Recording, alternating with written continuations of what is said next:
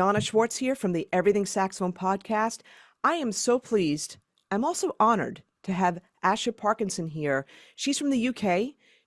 Wait till you hear this podcast and all the stuff that she's done at an incredibly young age, too. It's going to blow your mind. So, Asha, welcome to the podcast. Thanks so much for having me on it, Donna. Cool. So I'd like to start off with people, their beginnings, like how they got started playing saxophone, because it's not just saxophone that you play. So can you tell us, how did you get started actually in music?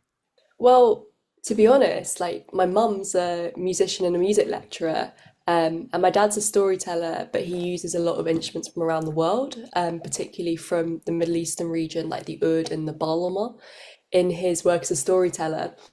So it was very much in my environment growing up. And I'd often go and see live gigs with my parents when I was quite little. There wasn't particularly lots of pressure to begin with to start music, but my mum sent me along to kind of like Kadai kinder music classes where I'd just be doing like musicianshipy stuff when I was about 4 or 5. And I guess like at that age, I was also doing like acting and other things. And then I started out on piano at 6, didn't really get that serious with it. And then like about a year later, I really got into it. But it was always really the saxophone that I wanted to learn. I think like when my parents had taken me to go and see live gigs, I just remember seeing jazz bands and just seeing the saxophone and just thinking, wow, that's kind of what I want to do in the future. And I'd always be begging my mum to get a saxophone. And she'd always say, well, you've got to have all of your grown-up teeth through before you can play a sax. And yeah, so I started playing sax when I was about 10. Yeah, and it definitely felt like my instrument, as much as I love the piano. So that was kind of how the whole journey started. It felt very natural given my environment. Absolutely. And what's really interesting, and the listeners are going to find out more about this, but when you started talking about, first of all, you're lucky enough to have parents that, had the musical influence and all that kind of thing, and they brought you to live concerts and gigs and all that kind of thing, which is great. But just the fact your dad was a storyteller and he used Middle Eastern instruments, this explains a lot to me about the organization that you formed, and we'll talk about that in a bit. That definitely explains a lot to me. So I'm going to keep people's interest peaked for a second. All right. So now I want to continue with your journey. Started saxophone at age 10. Had your teeth in.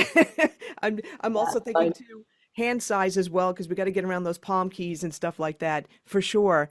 What happened? You started at age 10. Did you have private lessons, or did you start off in schools and had some good teachers there? What happened at that point? I had private lessons locally. Before that, I'd just been learning piano with my mum, which obviously was interesting. And then, yeah, I had private lessons locally. I didn't really get on with my first teacher because, I mean, I think he was one of those people that had been doing the Perry work for a very long time, and he wasn't really a jazz musician, and I really wanted to improvise. So it definitely felt it was a little bit too dry for me. And then I switched to another teacher in the local area who was a jazzer, immediately started playing jazz with him. And yeah, like just absolutely flew from that point. It just like seemed very, very natural to be learning with improvisation rather than from those like kind of quite dry, like learn as you play saxophone books. This is interesting to me because you're also a composer. Your music is very intricate. The arranging, the voicing, the instrumentation is really intricate. So it's not like you dislike classical music.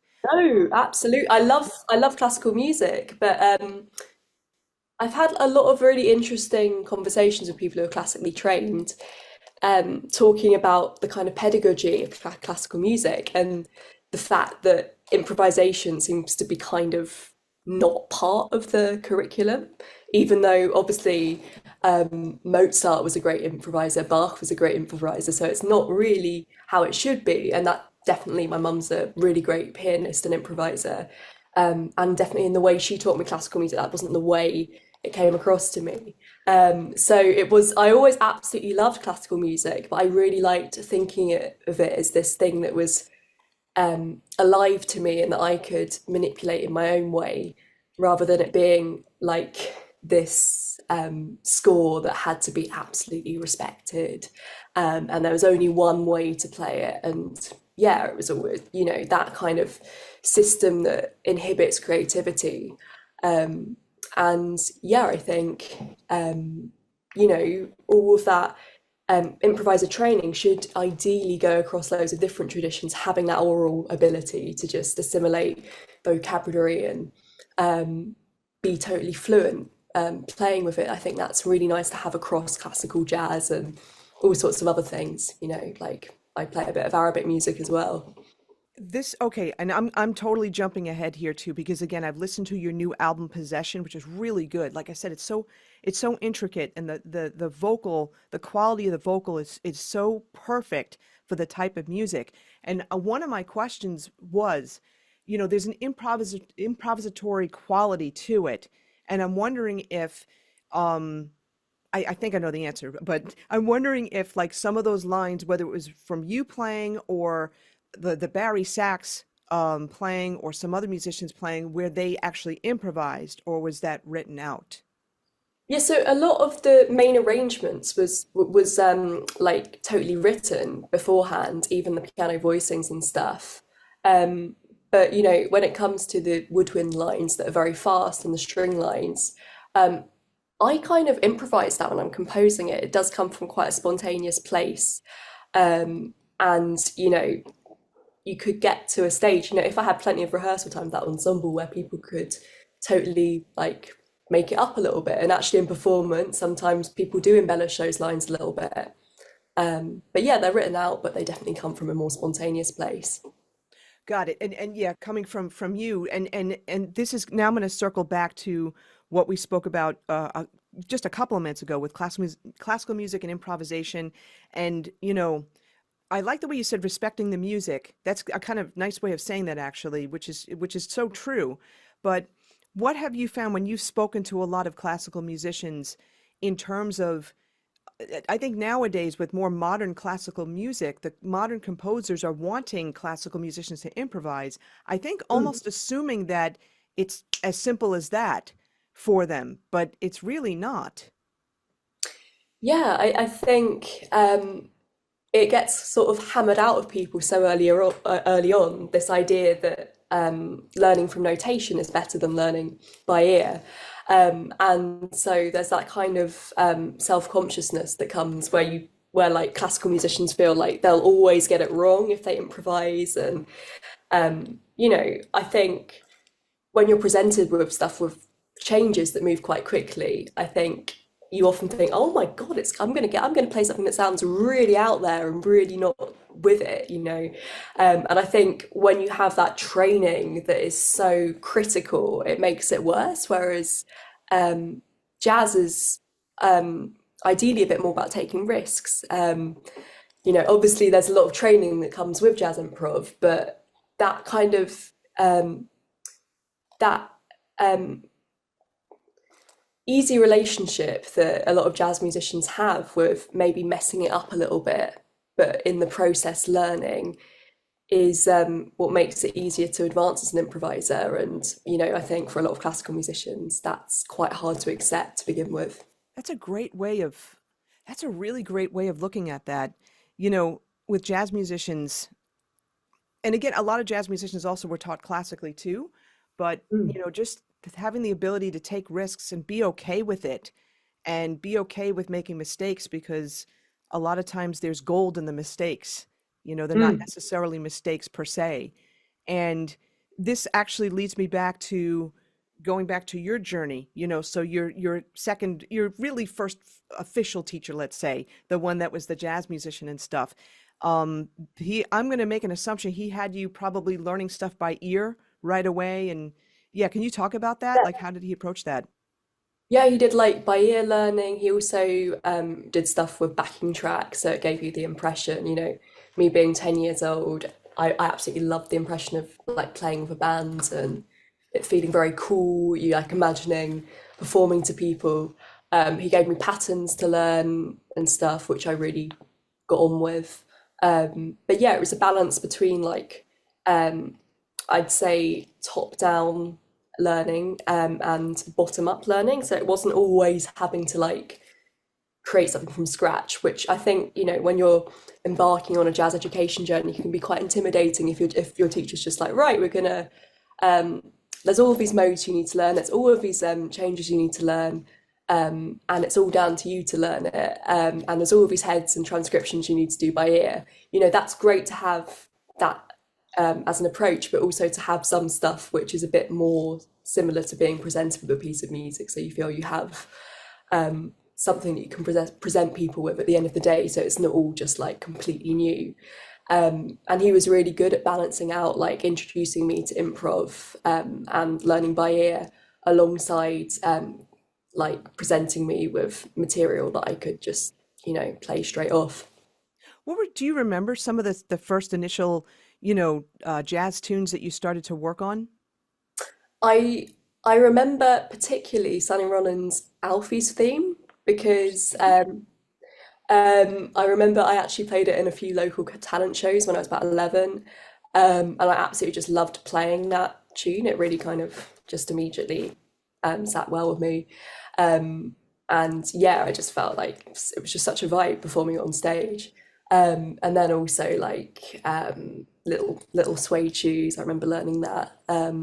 Yardbird Suite, going through the whole Charlie Parker thing. Oh, But then occasionally, just to sort of keep me on my toes, my teacher Nick, he would whip out a Michael Brecker head like some skunk funk to sight read, and then that would kind of, that would yeah, that would totally terrify me. But it always made me think, okay, that's kind of where I want to get to. I want to get to a level where I can just sight read some skunk funk. And yeah, I think like him introducing me to Brecker really was the start of my whole like love of polychords and bitonality and octatonic kind of sounds and all of that.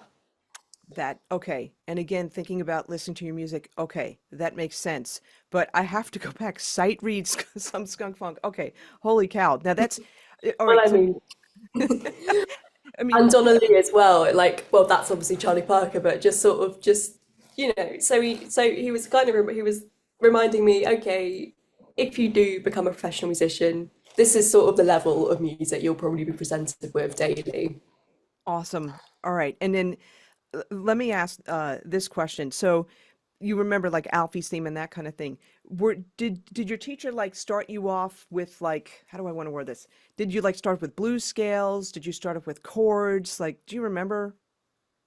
Um, he started off with scales because obviously that's easier to access as the first study, like melodic instrument player rather than, you know, being a pianist. And I also think generally scales are slightly easier to like as a starting point for improvisation. So he started me off with a few scales that would work over a whole series of chords. Like in Pedido, how you can get away with like a major scale for sort of like the whole first 8 bars. Yeah, and it's obviously a bit like rhythm changes in the B section, but you know, there's a bit where you can kind of get away with a scale, and that general approach kind of helps to get through the changes. And then sort of once I'd gained enough fluency and confidence just using scales, he then introduced me to like chord changes and, you know, more like voice leading kind of hardcore jazz stuff.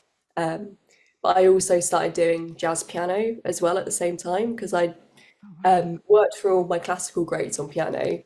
And then I sort of started to like look at different voicings and stuff. Yeah, which was obviously really useful for learning harmony on the sax because then you hear the whole block harmony on the piano rather than having to constantly sort of think of it as a melodic shape. Got it. Got it. Wow. So you had a really extensive background, and I'm curious. So this was with your private teacher, all that kind of thing. In school, Mm.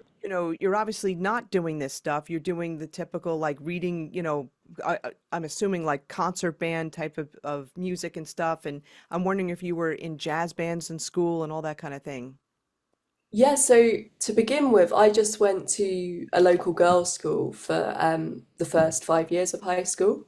And it wasn't like um, like the sort of level of musicianship across the department wasn't like particularly challenging for someone who'd started out with music quite early. Mm. Um, so I mean, I played in a couple of the school bands, but like I didn't. But after a while, I stopped committing to it because it wasn't really stretching me musically, and I just do stuff outside of school. And then when I was 16, I auditioned for music school.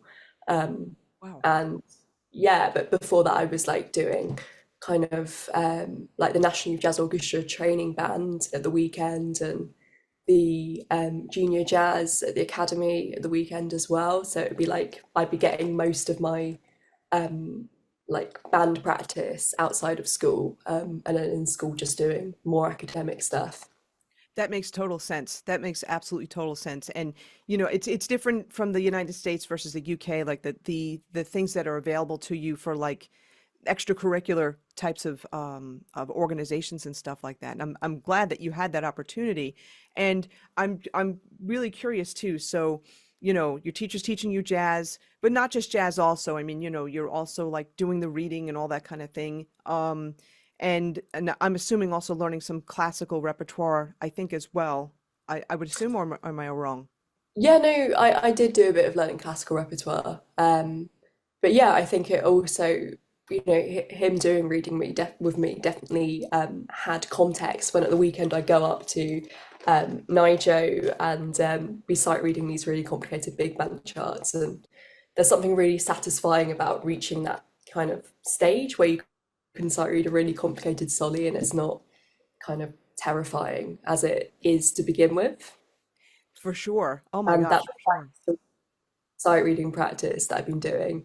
And also I find that like when you're like doing sight reading practice from the Omni book or like I had this Cannonball Adderley book every day, um, doing that kind of sight reading practice every day, it really helps to assimilate vocabulary in a more holistic way.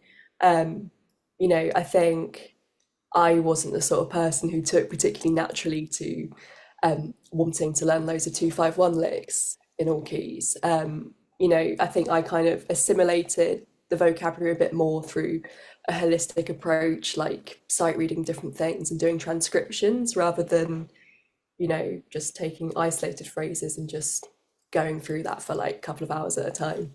And I think that also makes sense too, in a sense, because you're also a composer, and um, I think it sounds to me like you've learned music. l- The song was your guide. That's Mm. what it sounds like to me. Like, your teacher was starting to use, at a certain point, the song being the guide, and the song's going to teach you what you need to know. Yeah, yeah. So the identity of the music as a whole rather than the moving parts. Got it, got it. And let me ask this question too. When did you start composing music? Um, yeah, so obviously the idea of being a composer, um, you know, it's very dependent on your context. So I'd always been improvising at the piano and creating stories to things that I was improvising. Like I remember as a kid, I was making up this whole musical opera thing, Hansel and Gretel, and writing a script because I quite liked creative writing, especially as a kid.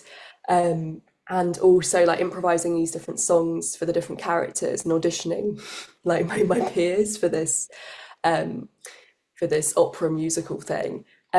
But like I never wrote any of it down. I never had any reason to write it down, and that sort of continued. I'd just be like improvising pieces at the piano for quite some time. And when I started, um, you know, leading my own bands in my early teens, I started having to write lead sheets for people. But to begin with, they were a right old mess because I didn't have a great amount of patience for having to sit there like just writing out notes, and the notes on the page didn't seem particularly alive to me in a musical sense at that age. And then I think the more I was doing that, the more obviously it became like a context I had to inhabit. And when I was about 14, I had this idea of creating this piece called What War, which would be this choral piece with orchestra and with like various Arab instruments like the oud and the ney. And then I got really into composing because I had this idea with that piece and just spent all my lunch times writing and listening to choral music, listening to orchestral music. Um, and I found that like through assimilating it in that holistic way and through like obviously notation software like Sibelius giving you the playback function, it felt like a real um, it felt like a really practical way to assimilate it all. And I gradually learnt more and more about composition in the process. And I'd say it was about like when I was 14 that then the composition became very serious to me. And then when I went to Purcell School, I was suddenly in this context where people were first study composers and people were writing pieces for string quartet, for orchestra, and getting them performed. And I remember feeling quite in awe of the first study composers, and actually realizing at that point that that was what I wanted to do as well as saxophone. I really wanted to create my own musical universe. And I think, um, starting to write What War before had like pointed me in that direction and opened the door. And then once I was at Purcell and was in this context where people were writing pieces and getting them performed, it just kept going and going. And yeah, I switched to doing joint principal study composition halfway through my first year. Like I was doing actually a bit more composing than playing at that point. And then from then on, it was just like as serious to me as saxophone playing. And actually, a lot of those misgivings I'd had about having to write my stuff out on the page, they kind of vanished when I realised if I could write stuff out on the page, it just made rehearsals so much easier with my musicians. And yeah, it was just a way of communicating my musical ideas to the musicians I wanted to work with. And how long were you at the Purcell School? Just 2 years. So it was like between ages of 16 and 18. Got it. Okay. And all right, so 16 and 18 years old. And then where did you go after that? I went to Guildhall School of Music and Drama to do a jazz degree. And I did second study composition at Guildhall. Okay, I was thinking, wait, just jazz. Okay, so it was really jazz with No, like a minor in composition, something like that. And and then I was just like freelancing for a few years after Guildhall because I graduated during the pandemic, and now actually I'm just starting my master's in composition at Oxford University. Oh, wow. Okay. All right. And you were freelancing, so you've been actually you said like freelancing since you were 16, just playing jazz gigs and stuff like that, right? And Yeah, yeah. So it's a kind of interesting thing to think about because actually I was playing with my band when I was in my early teens. I never really thought of it as work, and we were happy to play for not much money because we were kids. Um, and then I just kept doing like the odd gig throughout my teens, and I had been, yeah, playing kind of professionally since my teens. Um, yeah, and I kept that up while I was at music college and stuff. And obviously, when I graduated, it wasn't what I was doing on the side, it was what I was doing all the time. okay, and I'm just curious too, when you were leading your own bands at like, in your teens and all that kind of thing, were you mostly playing standards? What kind of music were you playing? Were you playing any of your own music? Yeah, we play a mixture of standards, quite a lot of Brecker Brothers tunes. Okay. Then we play originals that were by either me or the other guys in the band. Um, but yeah, like obviously, it's interesting to think that what I thought of as, my original compositions at the age of 13, 14, that was far more like lead sheets that I bring to the band to play. Um, and whereas now it's become a lot more intricate than that. Yeah, no, for sure. And with the ensembles you formed, and I'm curious, your bandmates, were they around your age? Or I'm thinking they were older. Yeah, so it's it's funny actually because when I was 13, I was in a band with guys who were 17, 18. It Okay. was just like me and then this rhythm section of people who are actually first year conservatoire or last year of high school. So yeah, I mean, yeah, it's funny to think about. It's also, I'm just thinking to myself too, like, the types of gigs that you played, you're way underage. I'm just thinking about, you playing in bars and, all that kind of thing. And how did you manage that? I'm assuming your parents must have gone with you or something. Oh yeah, my parents went along to the gigs, but yeah, I remember like sometimes it would be um, pretty interesting because we had this gig in London Jazz Festival at a club called Charlie Wright's that isn't around anymore in London, unfortunately. But I remember there was one audience member who was really drunk, and probably other things as well as drunk. But I remember he just kept like yelling out at the band and then just sort of talking to me very intensely in the interval. And, because I was pretty much a kid, I didn't really understand why he kept just saying the same thing over and over again to me. But now looking back on it, it was clear to me that it's clear to me now that he was just completely hammered. But yeah, because yeah, you always get like a few people at jazz gigs that that are a bit alternative like that, and who will want to talk to you about the same thing for ages after the gig. But yeah, I was having to like chat to those people as a 13-year-old girl, so that was yeah quite overwhelming at that age. But I also think because I was so naive, I just sort of rolled with it. Yeah, well, and I guess it's an interesting way of, oh, it taught you a lot. It's so interesting because a theme here is that taking risks. And from a very young age, like you knew, you saw saxophone in a big band, you're like, I want to do that. And you were playing piano, but then you really got into it in your second year. And then you were starting to improvise, and that's a real big theme, and improvisation is taking risks. But also, doing these freelance jobs at such a young age, it is a little risky because you don't know who's in the crowd, right? And so you're learning how to deal with that too at such a young age.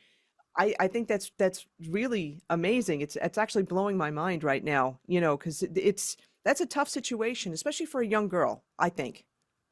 Yeah, no, definitely. But I also think like, especially you know, given I was quite quite naive at that age, I think it almost helped that I was able to just see them as people and just talk to random people at these gigs and not like really judge too much. Whereas I feel like now probably I wouldn't give them my time.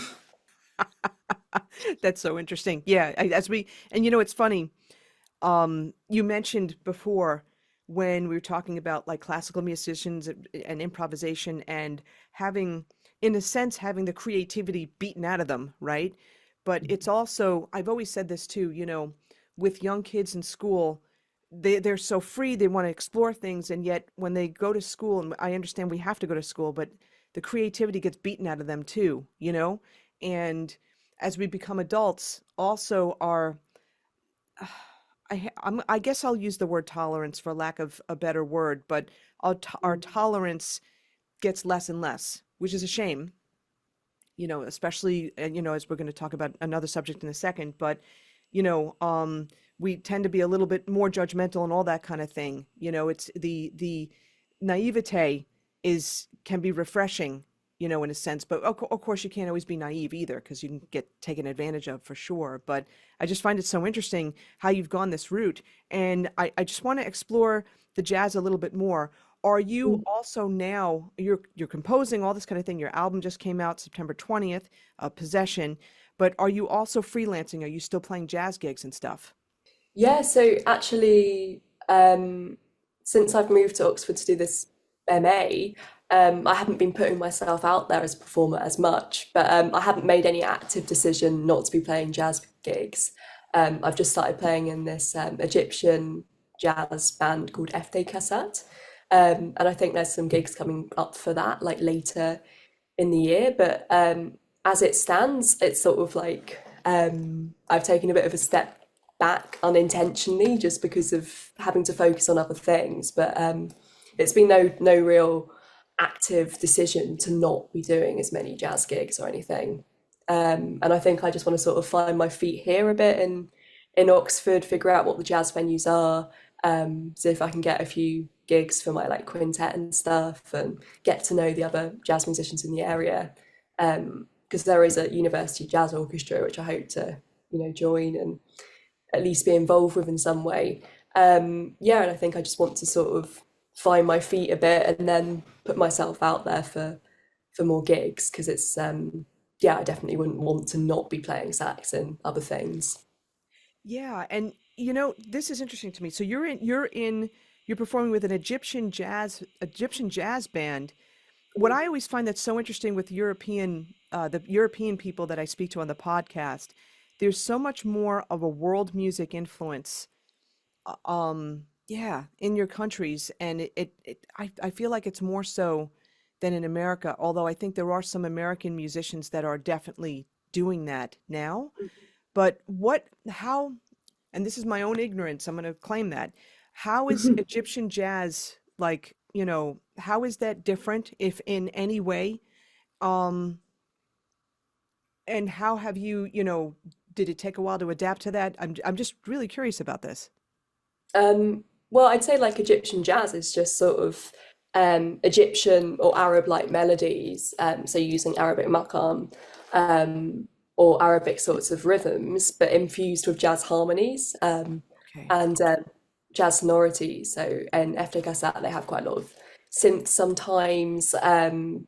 Yeah, like some of it almost sounds a bit 80s, but like it's infused with like traditional Arabic music. Um, so really, yeah, it's just a meeting point beyond genres, which is something I've been really interested in for a long time. And for me, like I actually find it easier to play than jazz music because the whole sense of being in one mode, in one makam, in one color, um, it's a bit more like modal jazz. You can sit in the same place rather than having to panic about where you're going next. And it's very, um, it lends itself to a lot of expression when you are in that one place. So you can improvise quite melodically, which I find really freeing. And I quite like doing all of the really over the top expressions like vibrato, lots of vibrato and like bending the pitch. So yeah, I found like because obviously I'd actually listened to a lot of Arabic music before and grown up listening to like a wide variety of music, especially Arabic and Turkish music. I found it wasn't an adjustment really too much. Um, so yeah, it felt like quite natural to me, and it felt really nice that it's also coming to Arabic music. It's because it's not my like native tradition, if that makes sense. Because there was the jazz influence and the jazz harmonies as well. It felt like a nice it felt like a nice welcome to it rather than just like being thrown in the deep end with just a very traditional taht Arabic ensemble. A question with okay, so with the Egyptian jazz ensemble, are they playing traditional jazz instruments, or are they playing Egyptian instruments or Arabic instruments? Um, so like the current lineup is actually playing jazz instruments mainly, so it's like bass, drums, piano, guitar, but then violin and saxophone, and it's more like Arabic violin. And they do offer on their previous records they've had like a fair bit of kanun and oud. Um, so often they like do have traditional Arabic instruments as well. But yeah, in the current lineup, it's pretty much just traditional jazz instruments, really.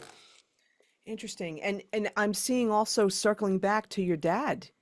storytelling and right, using the Middle Eastern instruments. So you were exposed to that at such a young age, and hearing these different types of sounds, and also I would think different types of harmonies and pitch sets, right? Mm. And scales and that kind of thing. Yeah, no, definitely. I think, well, when I was a baby, my parents used to play me a wide variety of music when I was in the court. So it'd be sometimes gamelan music, sometimes North African Ganawa music, which is a sort of drumming music, and sometimes it would be Stockhausen. So Wow. yeah, and then sometimes it would be like this. I forget her surname, but this singer, um, with harp, the sort of like early music. So it was a real variety. So I think, having been exposed at that young age to just music, I didn't really grow up really thinking about those divisions between music. It just all felt like part of the same thing. What's really interesting to me, a few things with the gamelan music. So when I was, yeah, junior in high school, going to be a senior, the summer from junior, 11th grade to 12th grade, I went to the New York State School um, summer camp at Saratoga, and we were exposed to gamelan music for the first time. And it was very interesting. I mean, I didn't have any kind of background with that at all. And some people actually really I'm going to say they had a really bad reaction to it. This one woman, I'll never forget this. I mean, one girl, I should say, at the time, we were really young, but she had to like leave the auditorium because she had perfect pitch and she was really bothered by the sounds, like the different types of sounds from gamelan music. It just really, she had a hard time with it. I never forgot that. But that was just one thing. But the other thing too, what's really interesting to me is how you had such a wide variety. You were exposed to a wide variety of music when you were very young. Mm. And one of the main, I'm certified in music learning theory by Dr. Edwin Gordon. And one of his principal tenets is that, with young children, if they're exposed to a wide variety of music from the ages of 0 to 9, and music not just in 4/4 time, not common time, but all different types of meters, all different types of sounds, it really helps their musicianship explode later on, and they don't have as many challenges with feeling rhythms, with hearing harmonies, and all that kind of thing. And you're a perfect testament to that. Oh, yeah, well that makes a lot of sense, and yeah, really good to know. Um, yeah, I think what you're saying about the perfect pitch, I think perfect pitch is um, it's about context as well. Like if you develop perfect pitch, having heard those sounds, they wouldn't feel as unfamiliar. But if you've developed perfect pitch, you know, in a context where you're around like um, just music that's in within the chromatic scale, then yeah, I can imagine when you're hearing all of the quarter tones in Indian music, it would probably be a bit like what, you know. Um, but Yeah. it's so cultural, that whole thing, and yeah, that whole development is so situated in like specific cultural development. This is really interesting to me because I never thought of it that way. I always just thought of perfect pitch as it's perfect pitch. But when you think about it, and I've taught some students that have perfect pitch, and I would always and I had taught in elementary school for a long time, like 15 years and stuff, and I had this whole family, all the kids, 3 kids had perfect pitch. They're now all professional musicians. But I would always tease them. I'd be like, okay, Charlie, all right, I play a pitch on the piano really high, and you'd be like, oh yeah, that's an A. I play really low pitch. Oh yeah, that's a D. And it would be funny, but I'm just thinking about this too. I wonder, with different tonalities, different musical vocabularies, so to speak, or pitch sets or modalities or whatever. I wonder, gosh, Western musicians with their perfect pitch, I wonder how they would do with that. I That's just, yeah, that's mind-boggling to me. I never thought of it that way. So that's really kind of interesting when you think about it. And for our listeners, we have some listeners that do listen to world music, and they're very interested in that. And I'd be curious about their take as well. But I just find it really fascinating. And I think that the full circle thing that's happening here is the influence of your parents, your mom with the piano, and also that she was an improviser, right? And then your dad with the storytelling, but using Middle Eastern instruments to do that storytelling, and how that's had an effect on you in your composition, in your thought process, and also in playing too now, because you're playing with groups that, even though they are using, let's say, traditional jazz instruments, but there are the possibilities, and you have used other, types of instrumentation for your own work as well.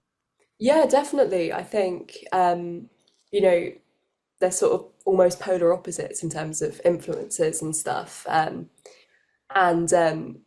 it encouraged me to be open to a lot of different things.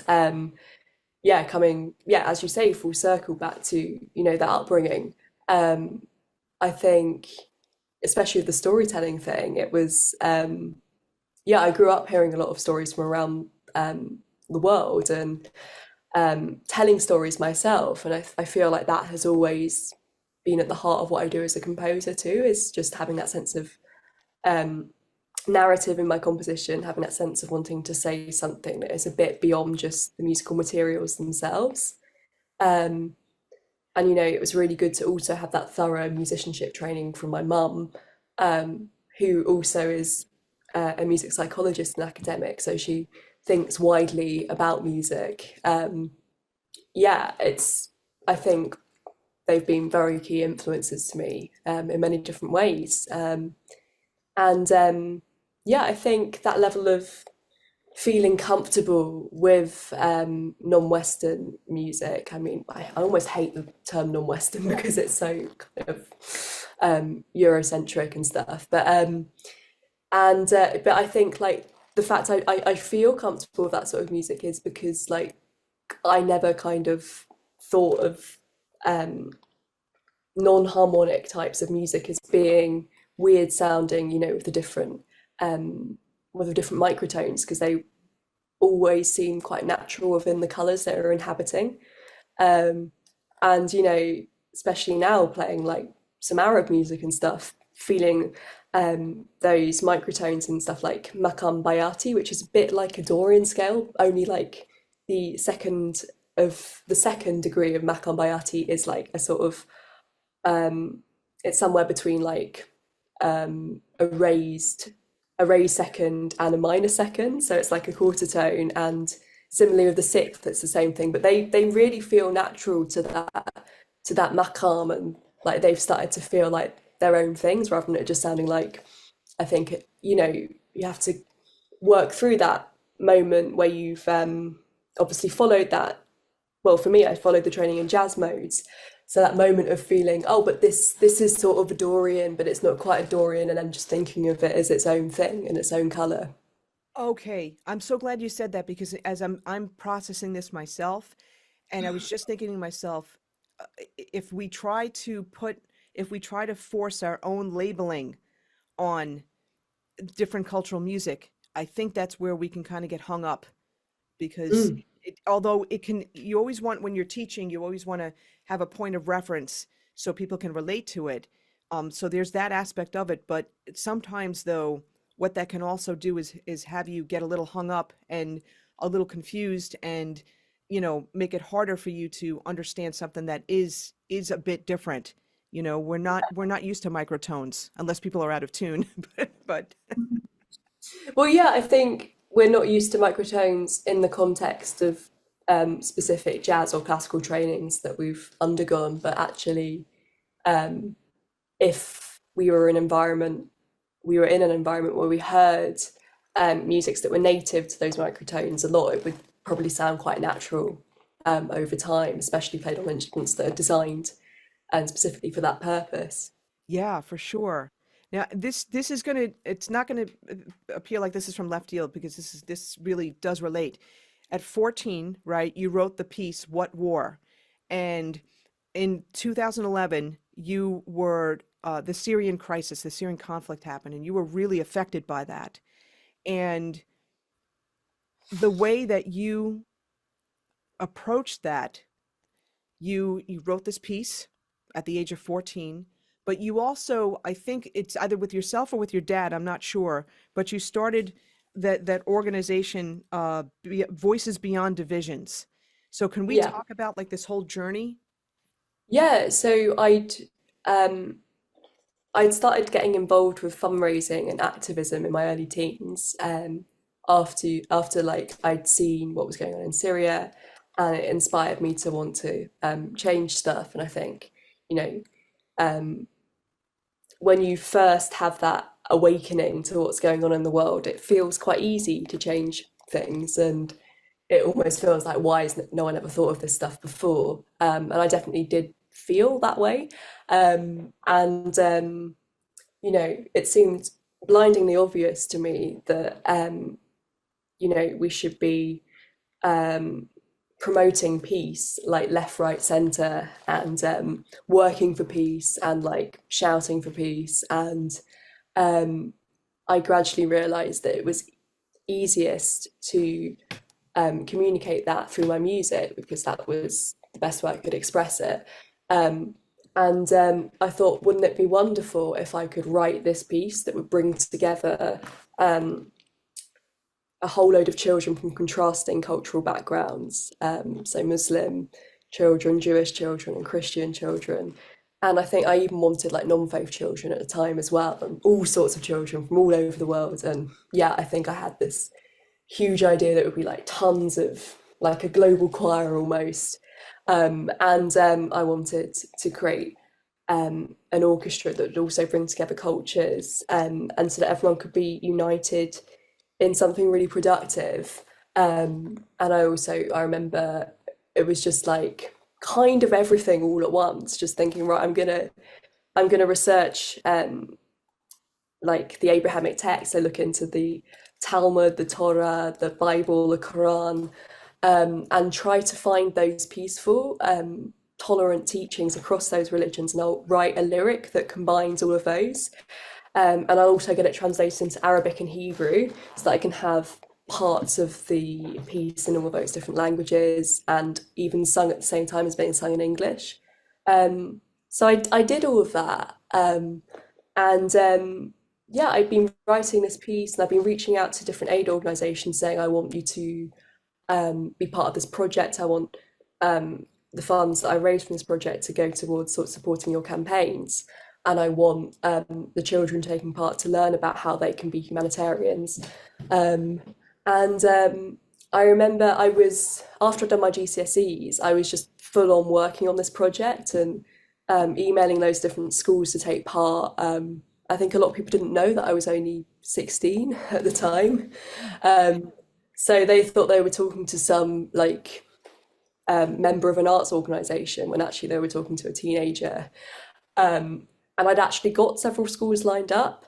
And at that point, I told my dad about it, and he said, "Oh my God." He said, "Do you realise how much funding we're going to need for this? If you booked," because I booked St James's Piccadilly, which is a venue in central London, and that costs £1,000 in itself. And he says, "Well, how are the kids going to get there? How are they going to be transported? How are you going to get rehearsals?"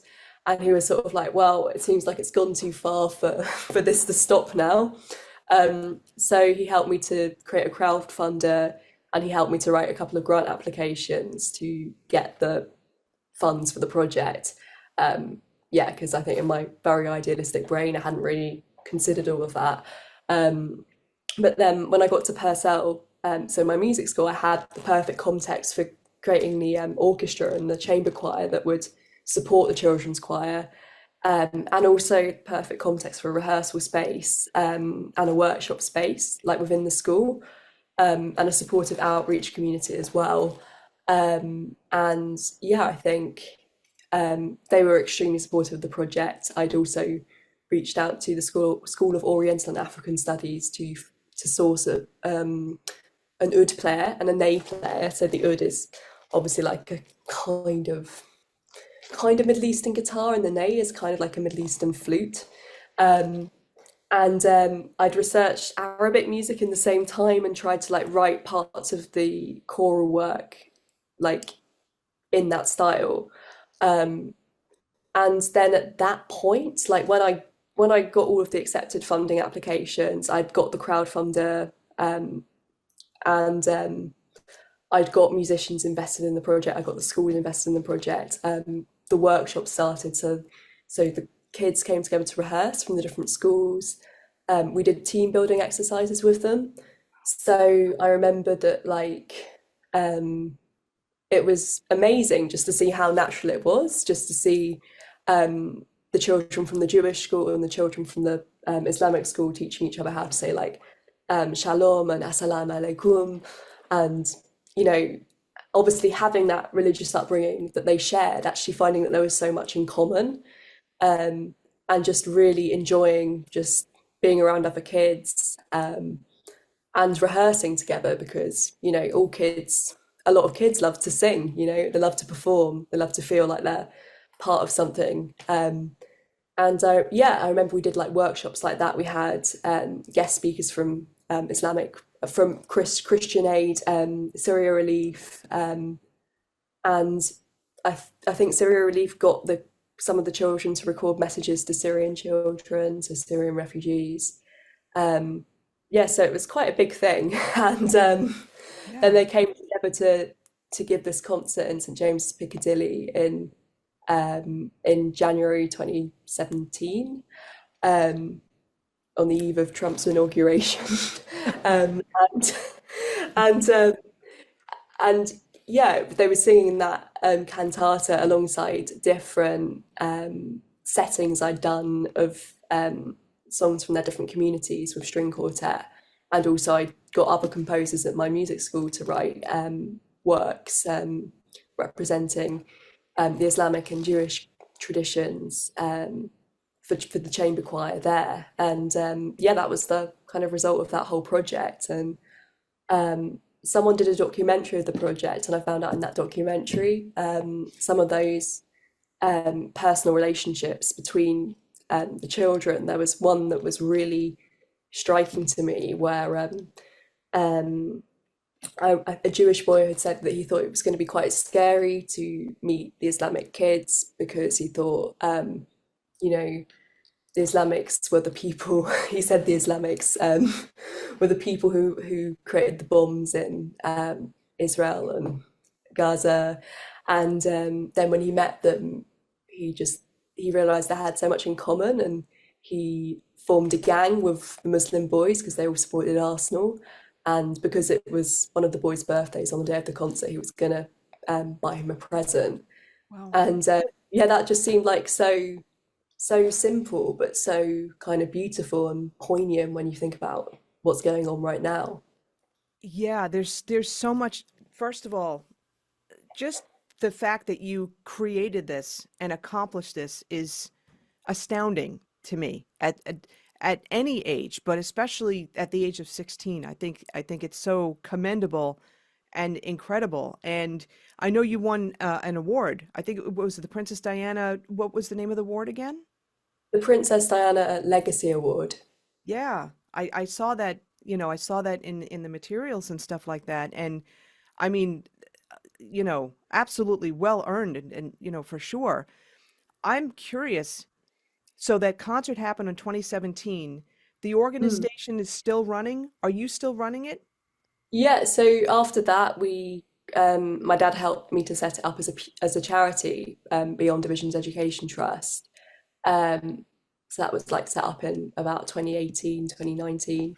Um, and I still did the occasional community project with, particularly with the Islamic school. I was doing quite a lot of workshops there. Um, but because I was running quite a lot of other initiatives, I found it hard to like keep that project going as much as I'd have liked to. And yeah, obviously, like that took a lot of fundraising to get the money for that project, Yeah. um, and now I don't have that infrastructure of a school. You know, being at the Purcell School, it's kind of hard to get those sorts of projects off the ground. But I definitely want to do more stuff in that direction. You know, because the aim of the charity is to encourage tolerance, and cross-cultural dialogue in children and young people through the creative arts. And I definitely want to do outreach connected to that as I continue. And I think, you know, being at Oxford for a year, that's going to actually give me a bit of an infrastructure where I can do things like that because, you know, I'm associated with an institution rather than just being like completely solo. Yeah, and just, the aim of tolerance and all that kind of thing, especially now with, the Middle East, all the strife that's happening there, on all sides and stuff like that. I'm just thinking to myself too, have you all been able to promote even that 2017 concert? Like, are you still trying to promote that even now? Because I think that's just it was just such an incredible idea. I think that would still have a massive impact now. Well, yeah, it's funny you should say that because we had that concert, and then months later we created a video out of that concert, and I really wanted to sort of release that at a timely point. But yeah, I think I had other things going on, starting conservatoire and stuff and finishing A levels, that I never really put it out there in a particularly official way.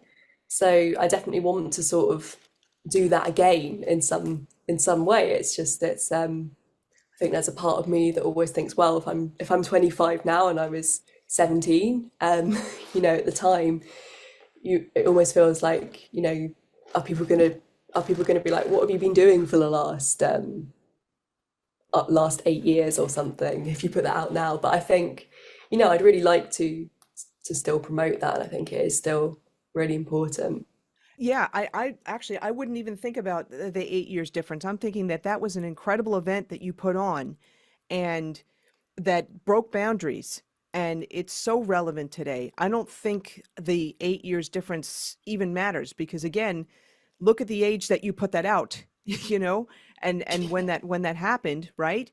And the organization is still running. That took a massive amount of energy and work and funding and all that kind of thing. It's not even a question of that. I think it's a question of putting it out there. And I will say this too, for the people that are listening to the audio or watching the video, or whatever, we will have links, to obviously Ash's website, and also is it a nonprofit? You're a nonprofit, right? Yeah, that's Or is right. it, we're going to have links to that as well. Is this video that you're talking about, there was also the documentary, but is this video of that concert on that site, or is it a separate purchase, or how does that work? The video's on my YouTube channel actually. Okay. But the most updated version I only uploaded like about 2 years ago. So there's the video of the whole concert, which was uploaded like in 2017, and the video of the performance of the cantata from that year. But then um, I edited it with a video team, like getting in clips of the aid organisations working in Syria, and of like the whole conflict, but in a relatively like sort of hopeful, sensitive way. Um, so yeah, it's kind of, I wanted to show the children over here in the UK versus the children that are in refugee camps or having to live right in the middle of war zones, and just sort of encouraging a compassion um, and a real openness to all those different circumstances. Yeah, that's incredibly impactful. And, again, going back to the piece, probably, I know you probably wrote pieces before that, but What War was probably your first really major piece, I think, that you had written, right? Yeah, it was. And because of that, I'd written a first draft before I went to Purcell, but then um, as I went forward with the project and I'd been having a lot more composition training, I completely reworked it because I was like, wow, this just sounds like it sounds too, I don't know, immature or whatever. But it was my first like large scale work in that way. Yeah, because it was like 20 minutes or something. Um, so yeah, it was yeah, first large scale piece, and I think it's interesting when I look back to it, thinking I think all of the seeds were there in that piece for what sort of music I'm doing now. Yeah, which is a great I didn't even pay you to say that. That was a great lead in into, you just released an album called Possession. So let's talk about that, and let's talk about, the influence of your very first large scale piece with that. Yeah, I think you know, this idea of creating a music that goes beyond genre divisions was obviously present when I started out composing because of what I was wanting to promote. And I think, I took that idea and it stayed with me and it's always stayed with me as a composer.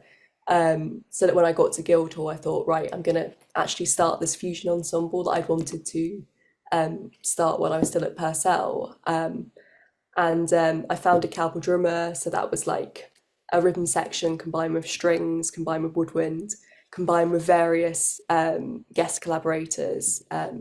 So a regular collaborator that I worked with and work with is Konstantinos Klinos, a kanun player. And we've also done like collaborations with Syrian musicians and Indian musicians as well. And yeah, the music I was writing for that ensemble at first, because I was trying to fuse so many different things all at once, was extremely complicated. And then gradually, I think, found its center more and more. And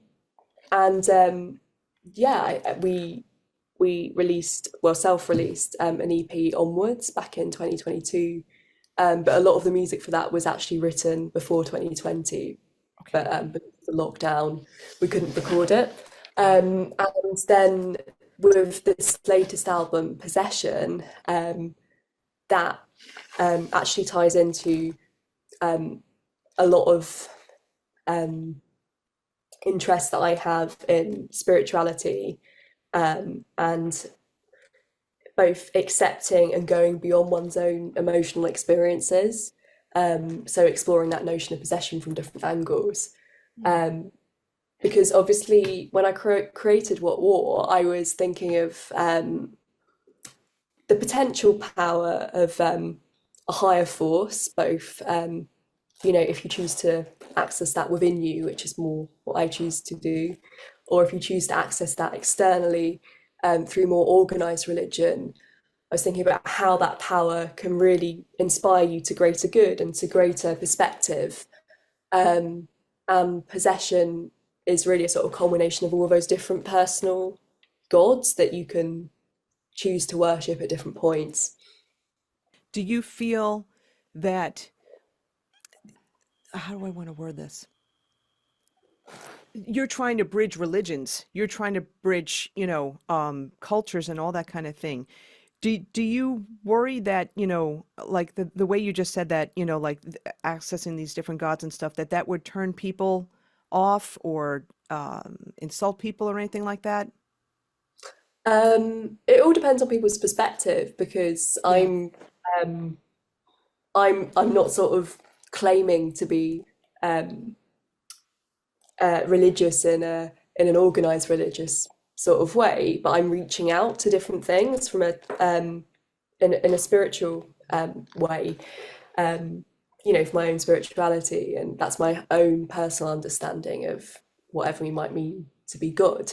Um, and I'd say like the only overtly religious piece that's on there is the Aramaic Lord's Prayer, and the Avon the Bishmaya. I'm probably not even saying that right, but that's the original Aramaic, which, coming back to themes and voices beyond divisions, is obviously like related to Arabic and Hebrew. So it's, really lovely to see that common root.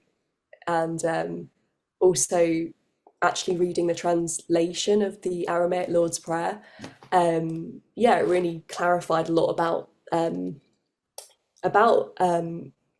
own connection with the church, because I think I'd growing up with the Lord's Prayer, sometimes I felt it was quite oppressive to have this external judging father figure watching you.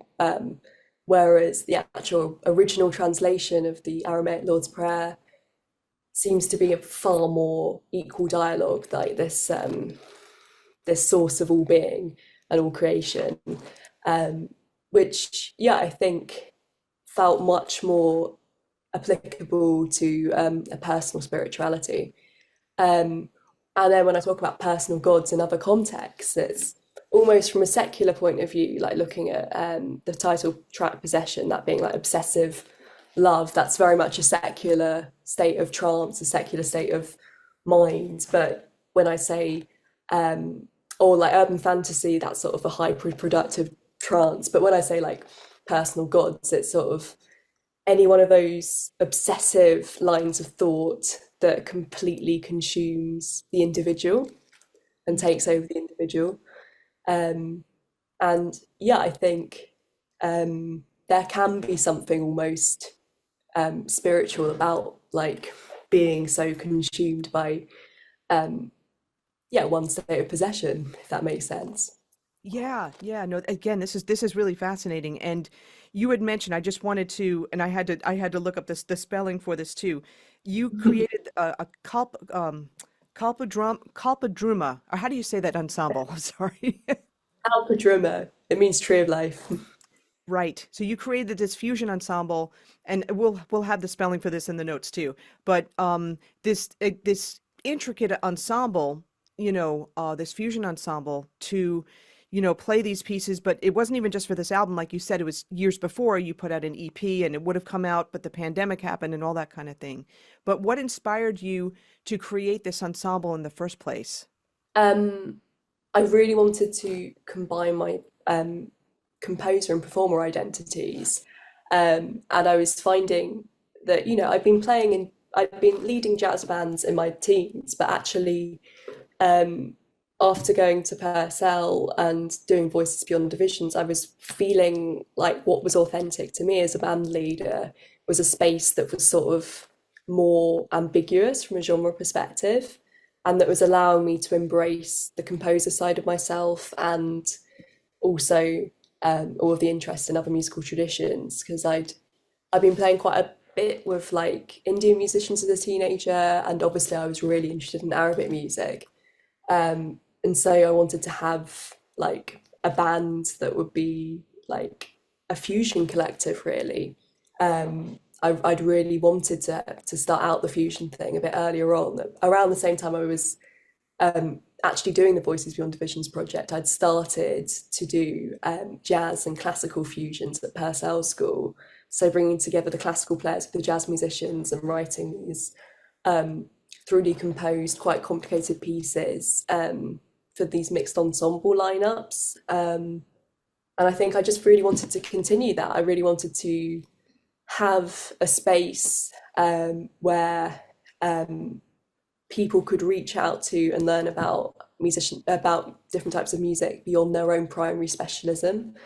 Because I feel like there can be a tendency for music to become quite insular. So you have your own little cliques, you have your like jazz circle, you have your like early music circle, you have your kind of wacky experimental contemporary music circle, and I guess like things like the Metropole Orchestra, where it's you know um, commercial cross-genre music, but like extremely accessible, extremely interesting. Those sorts of projects are sort of where you get that like really exciting space in the middle of different styles of music, and um, I wanted to create a space kind of in that vein, but um, I guess slightly more around my own compositional practice and interests in Arabic and Indian music and embracing other cultures as well. What's interesting, a long time ago I worked at Tower Records. So the preface to this is that I always remember that, you had these cards with the genres, right? And then the musicians or the composers within that. And I always think to myself, like, and this is not applicable, I think, anymore, because we were so um everything had to have a label. Everything had to fit within a label, excuse me. Mm. And with what you're doing, you're fitting in a space that's not necessarily a label. Although someone in their brain would say, I have to label this, they'd probably label Mm. it like world music or something like that in order for them to, I guess be able to promote it or whatever. Yeah, I guess so. My rambling is leading to this question too. Like when you're promoting your album, how are you promoting it? Like how are you um yeah, for those people that like need labels, you know what I mean? Like how are you promoting it to people to get it out there?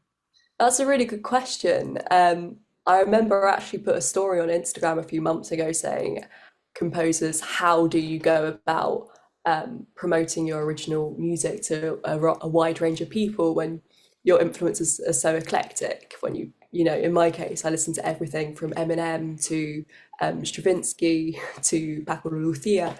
So, it's kind of hard to um, to think of one thing and one way to promote it. And so actually the conversations I was having in response to that story were really about authenticity and embracing the emotional themes behind the music more than anything. So often when I've been promoting it, I've sort of just promoted it more around the emotional literary themes that the music really delves into, as well as sort of when I'm talking about the music itself, I say that it's like a mini studio orchestra working beyond genre divisions. Okay, got it. Got it. Okay. Yeah. And I'm curious. So the album's out right now. The difficult thing, it's a 14 piece ensemble, right? Yeah. So, having to, gosh, having to do concerts and all that kind of thing is not the easiest thing in the world.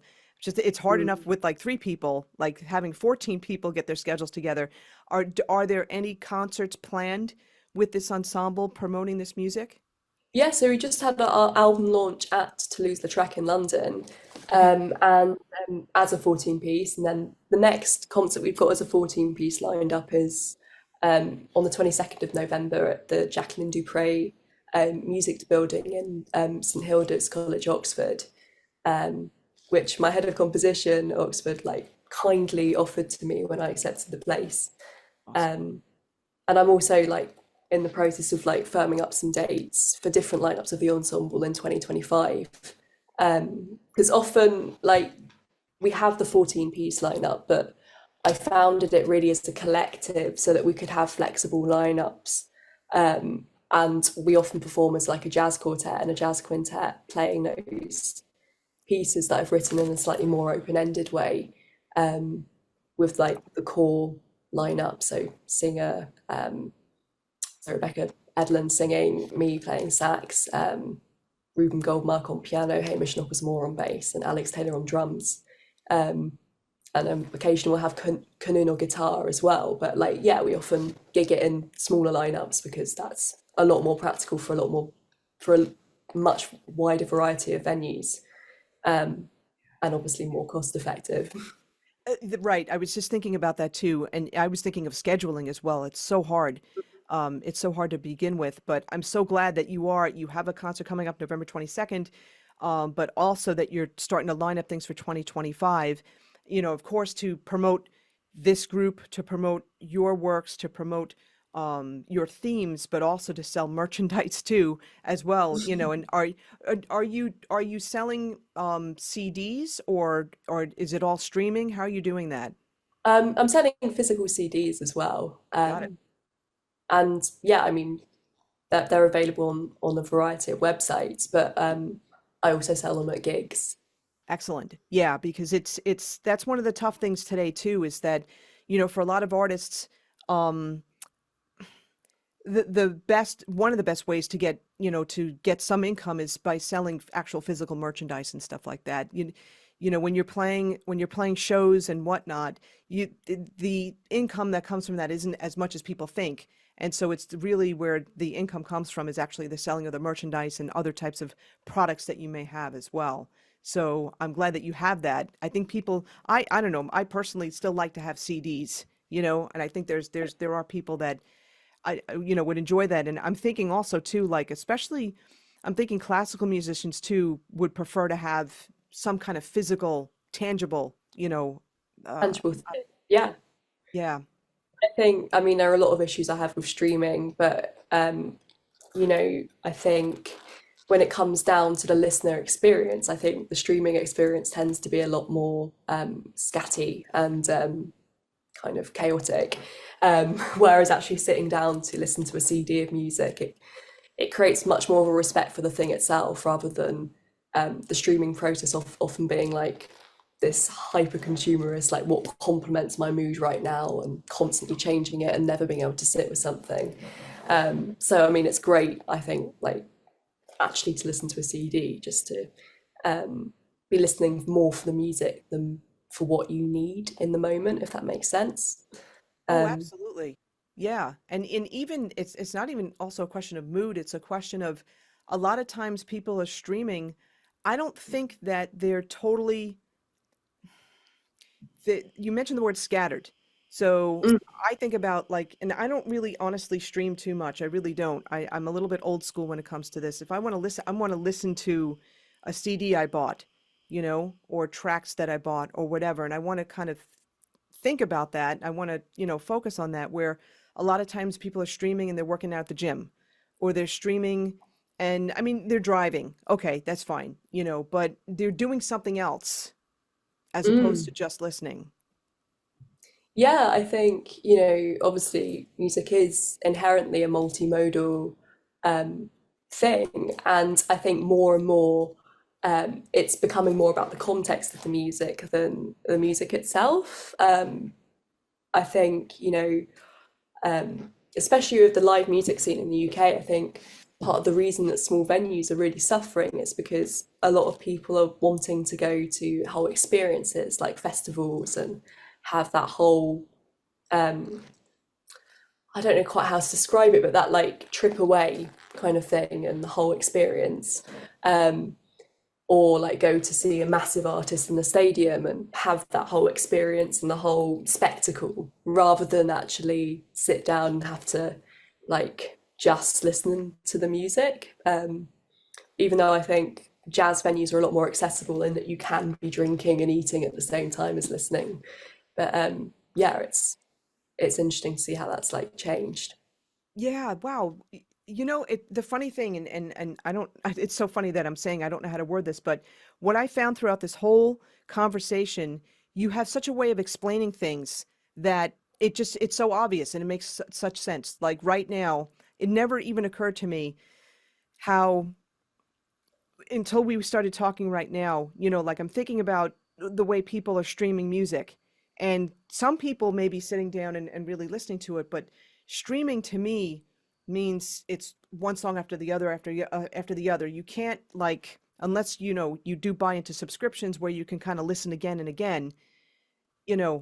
It's kind of like one after the other after the other after the other, and it's almost chaotic in a sense. Whereas when you think about like the great masters, how they would listen to one part of a track over and over and over again. And I think with our society, we're losing a little bit of that. It's more like how many things can we consume, Mm. and I Yeah, think streaming contributes to that. yeah, 100%. I think every single jazz musician to assimilate their playing style has had to sort of do that more obsessive listening and obviously has actually wanted to do that obsessive listening. It's just like because, you know, hearing I don't know, like Michael Brecker on Song for Bilbao, it's just so many things that you can take away from that and so many things that are really interesting and um, you can never quite get your head around that like it's good to keep coming back to something rather than just not going that deep with it. And I think, yeah, obviously, like music listening is a very different thing for musicians than for non-musicians. But I think even for non-musicians, I think you can find that certain points of a track will be things you'll want to return to. You said something that really struck me, not going that deep. And this is really interesting because when you think about it, and with the word experience, it's almost like people need to have something else going on with the music in order to enjoy it instead of for those of us that grew up without access to streaming or internet or anything like that, where yeah, I mean, you'd always have jazz clubs with the drinking, with the eating and all that kind of thing, but now it's like the word experience, there has to be a lot more involved with it. And Yeah. I'm sorry, go ahead. Oh no, I was just going to say that I mean, I even see it in the difference between the way I listen to music compared to the way my mum listens to music. Like, um, you know, I remember having Shostakovich Symphony for Strings, the really sad kind of tragic second movement. And I remember her saying, like, how can you be listening to this stuff? Does it not exhaust you? And me just thinking, oh, it's quite nice to have this on. I quite, I quite enjoy listening to this because I've heard it so many times. But for her, like, you know, she's a great musician, but she doesn't actually listen to music all that much in one day because for her, it really affects her a lot to hear one piece of music, especially if it is that emotionally intense. And there's so many things she wants to take from it because she is just there with the music. Because obviously it's a different way of growing up with music, not having it so connected to social media and all sorts of different contexts. Yeah. Oh my gosh. There's a couple of things with this. Number one, it being connected to social media where you have to capture a person's attention within 6 seconds. That's the first thing. That's always just crazy to me. But the emotional connection, and again, going full circle back to your purpose as a composer and wanting people to emotionally relate to what you're Mm, writing. And that comes from your mom. Think about it, the way your mom's listening to music. So much is coming back to the way the experiences that you had, growing up as a very young child with the types of music that you were exposed to, and also just seeing how your parents experienced music and mm. taught it, yeah, and live with it. I think it's so interesting. Yeah, definitely. I think, yeah, I definitely can't deny the extent to which my parents and music has had an impact on me because it's definitely always been a part of my environment in a way that, um, I was teaching a lot of instrumental music as a freelance, and I come across a lot of kids who literally just didn't listen to music at all because the parents would only have it on if they had the radio on. And I'd find it really shocking actually if I said, "Oh, what have you been listening to?" And I'd say, "Oh, it doesn't have to be jazz. It could be a band you really like. Just anything. Just tell me." And then they'd be like, I don't know. Just had the radio on. There's this song that's trending on TikTok, but then there'd be no context really for listening. And I think the reason I found it particularly shocking compared to maybe people who hadn't had that musical background was because it had been so much part of my environment. I hadn't ever been able to imagine a world without like having um, music around me and without having it so um, centrally integrated into life, you know? This brings up another question I was going to ask before. And, okay, with a couple of Islamic countries, especially where the Taliban is involved, music is prohibited. Mm. Yeah, that's a problem I really had to contend with when I was doing my project actually, Yeah. because I was working with an Islamic school, and obviously, even though there are a lot of Muslims in the UK, if you send your child to an Islamic school or any religious school, you obviously um, have quite a commitment to that way of life for whatever reason. Um, and I remember when I went in to teach the children there and started playing the MIDI file, the mock-up of the orchestra, the teacher said, "Oh, what's this, miss?" And I said, "Oh, it's the orchestra, they'll come in and they'll be rehearsing with the instruments." And they said, "Oh, we need to have a chat after the session." And they said, "Look, we will have to write to parents about this to get permission because we kind of have to encompass all different beliefs here, and it might mean that some children can't take part in the project because a lot of parents will think this is haram for them to be exposed to musical instruments." Um, so I said, "Oh God, I need to," and I said, "Okay, right, I need to find a way around this." So I had to rewrite the piece and make sure that there was I mean, of course, at first it wasn't as simple as that. I felt really offended Yeah. and really quite, yeah, shocked that that was a problem.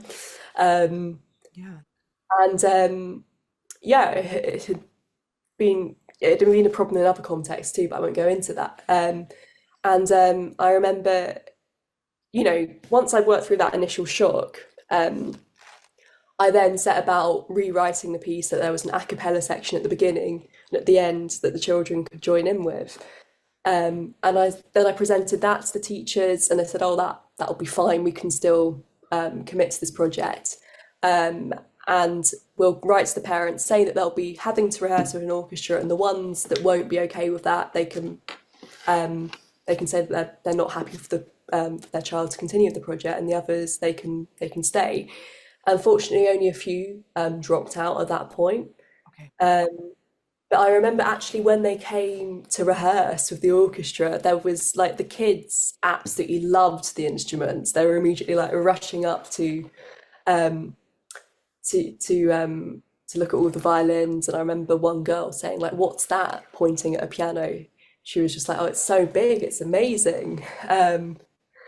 And I think, after that, I think um, we came to an understanding, me and the school, that these children are British. They're going to grow up in this country and be exposed to musical instruments, whatever their faith is. They can still believe what they want to believe, but like it's good to be exposed and to be integrated into the culture of this country. And I think it was, yeah, I think there's no way that those children are going to grow up hating musical instruments. And yeah, it was just interesting that through staying with it, through not getting totally offended and cheesed off, like Yeah. we got to a far more interesting point in the discussion rather than just closing it off completely.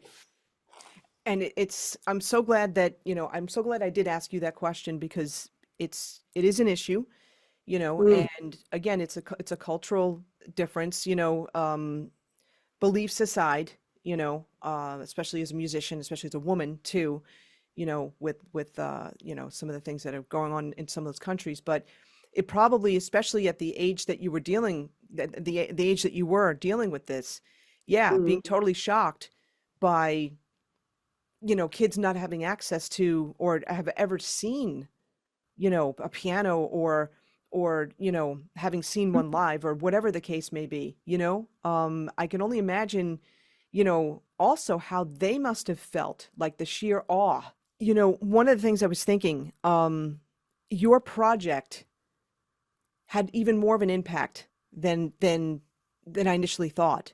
It's not even just the bridging of cultures, but it's also exposing some children to things that they've never seen before, never experienced before, like musical instruments and stuff like that. mm.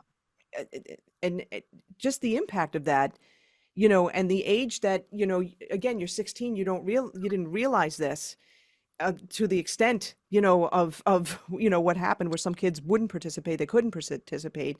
But just the impact of this alone, now that you're older and thinking about it, I mean, how does that make you feel?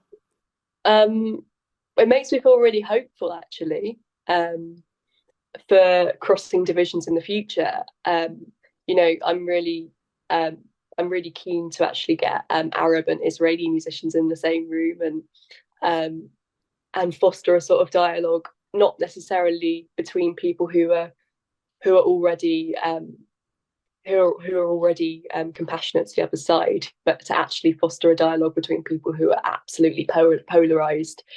Um, and it like seeing how that all worked out just makes me think, when you actually um, make things a bit more real to people, like that project made musical instruments a bit more real to the school. Um, you know, that fear of the unknown really goes away, and the openness to finding an understanding increases. So it does make me really hopeful for the future and for how I can take those sorts of strategies and that sort of fearlessness. It was unintentional fearlessness. I didn't know I was going to have to contend with that problem, but Yeah. I think um, obviously that can do attitude and that like openness to just going with it, taking that fearless and just trying to apply it to all projects in the future. You know what this reminds me of from the very beginning when we were talking, and you were saying how jazz musicians take risks. Mm, This whole project that you just did, or you did not just did, but that you did at age 16, That was a Yeah. huge risk, and you didn't realize it. No, no, no. I mean, I think I initially saw the ideal of it and just thought I wanted to get to that place where everyone was singing in the same room, and then all of these practical things came up on the way to that point, and they shone light on maybe the real processes that need to take place for real change to occur. And how music can be a big part of that as well. Mm, definitely, yeah, definitely like a way, a bridge between things. I think getting people focused towards a common goal, which music is so great at doing. But I also think actually, I mean, there've been quite a few things that I remember being involved with as a kid growing up, where yeah, technically everyone would be in the same room from different communities, but there wasn't actually that much collaboration or communication taking place. So it was more like on paper, oh, we're all getting on.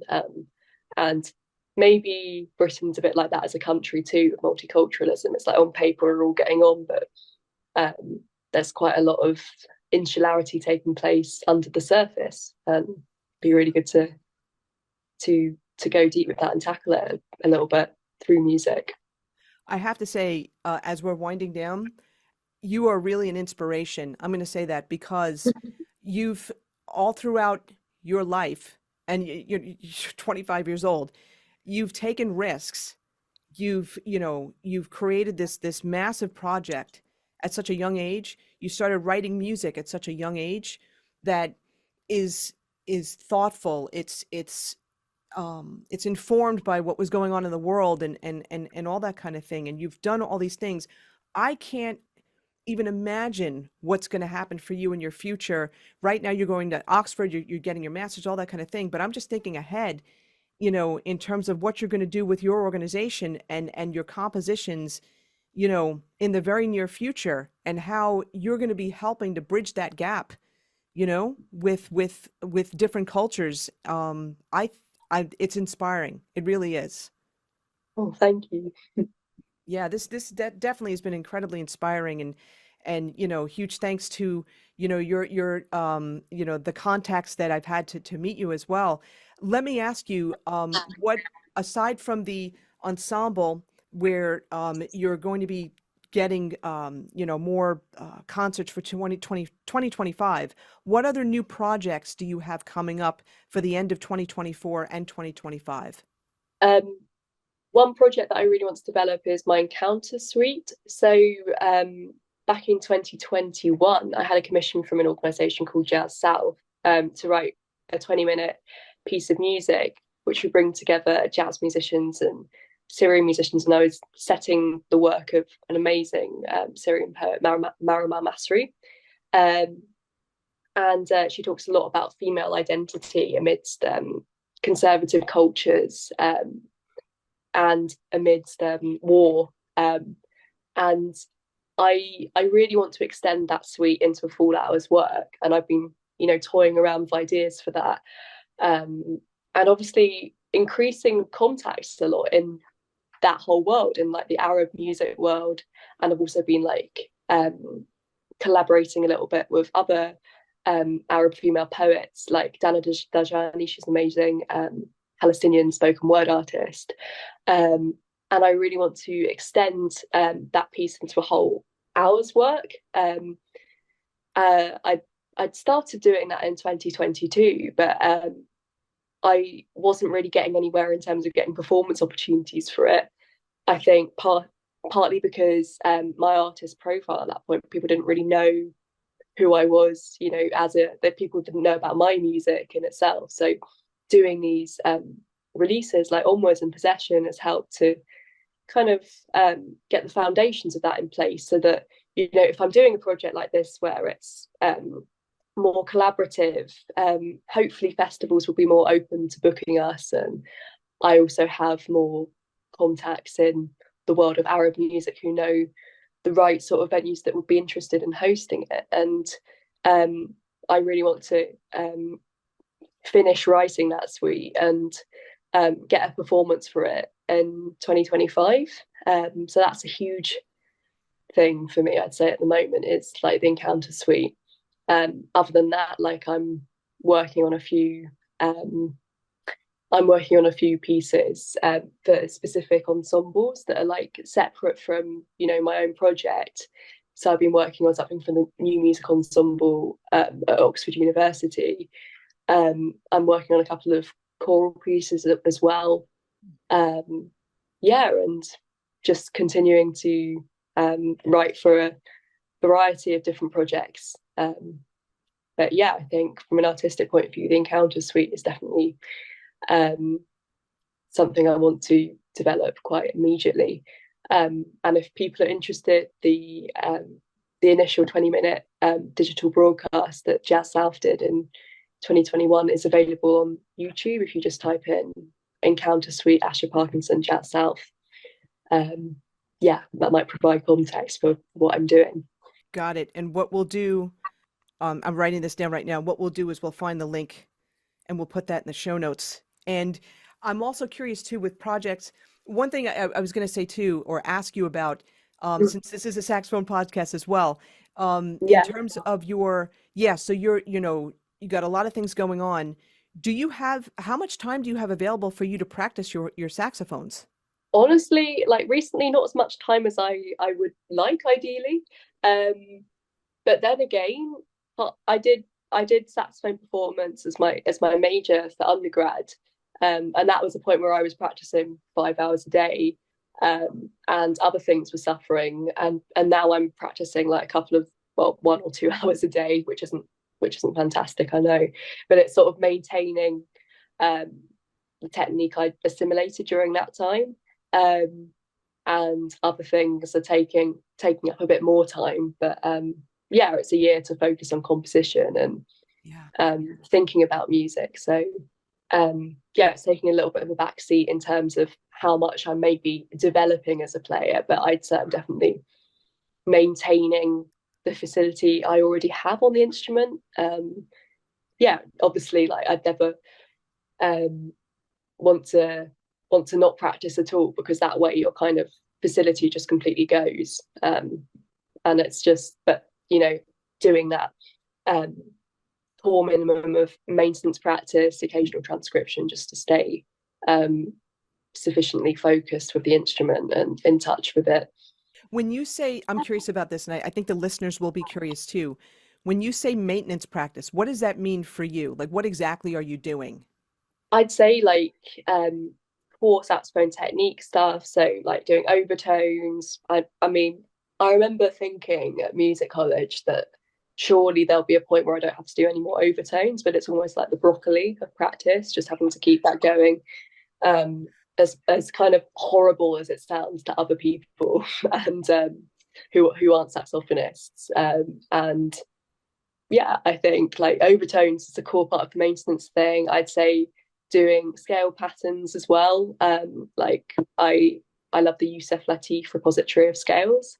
I find like actually those sorts of, there's something almost then about finding a pattern in that book and just doing that in a few different keys, and just to train the ear, um, just stay sharp in that way, just like trying to hear it from different tonic points as well, because it's both a technical exercise and an oral exercise doing that. And then also playing through a classical piece like the Piazzolla studies.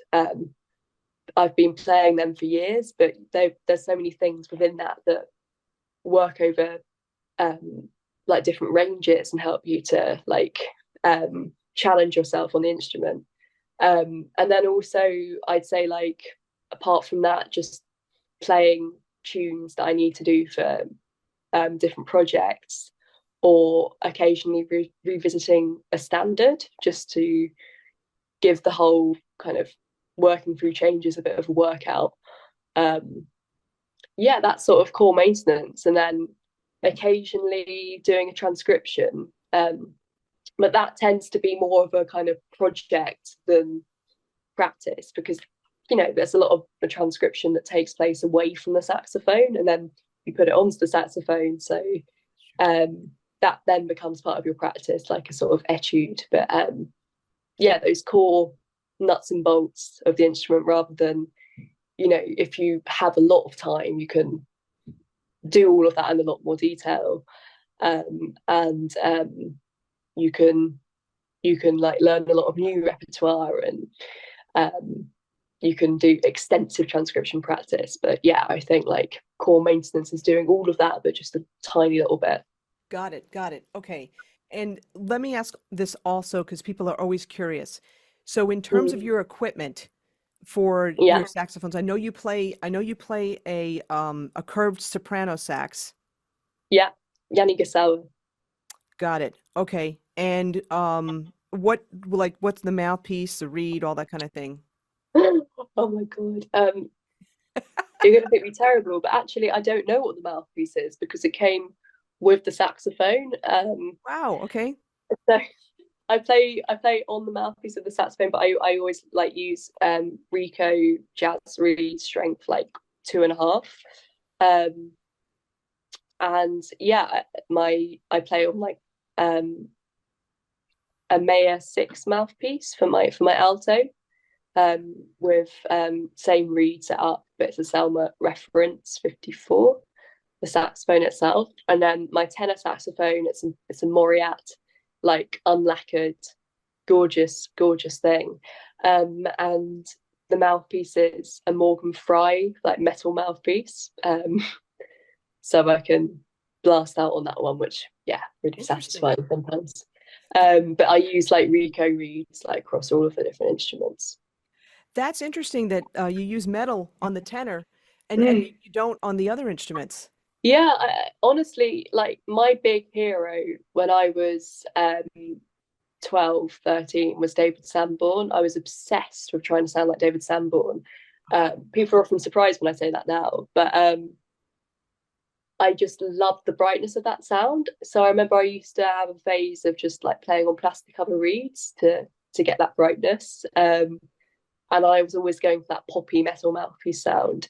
Um, yeah, and like somehow that came very natural on the alto, but then on the tenor it tended to always sound a bit more husky and stuff. And I often found like sometimes when I was playing in a lot of educational jazz bands, I sometimes felt quite intimidated by the whole vibe of other people and like how much chops other people had compared to me, and how kind of confident they felt in that context compared to how like inhibited I felt in that context sometimes, just like socially. So sometimes like my tenor sound, because I was playing principally tenor, um, became quite like soft, and it was hard to hear me because Okay. I was feeling more inhibited. And I remember like the moment I like went and changed my setup and played my Morgan Fry and just blasted out, it just gave me a lot more confidence in some ways. So I found like suddenly I was playing out a lot more and just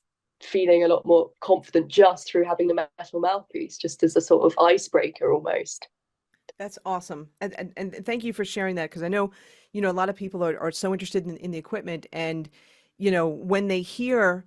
when they hear your new album and other works that you're doing and just your facility and playing and all the just the lines and the phrasing that you do, they're going to be very curious about that. So listen, Asha, thank you so much for agreeing to meet with me, agreeing to be on this podcast and for this conversation. I truly mean it. You're very inspiring, and I'm going to be very curious to see what happens, in these next few years with these projects that you're doing. I think it's really groundbreaking. Oh, thank you so much. And thank you so much for giving me the space on the podcast, and for having me. Yeah, it's been a real pleasure.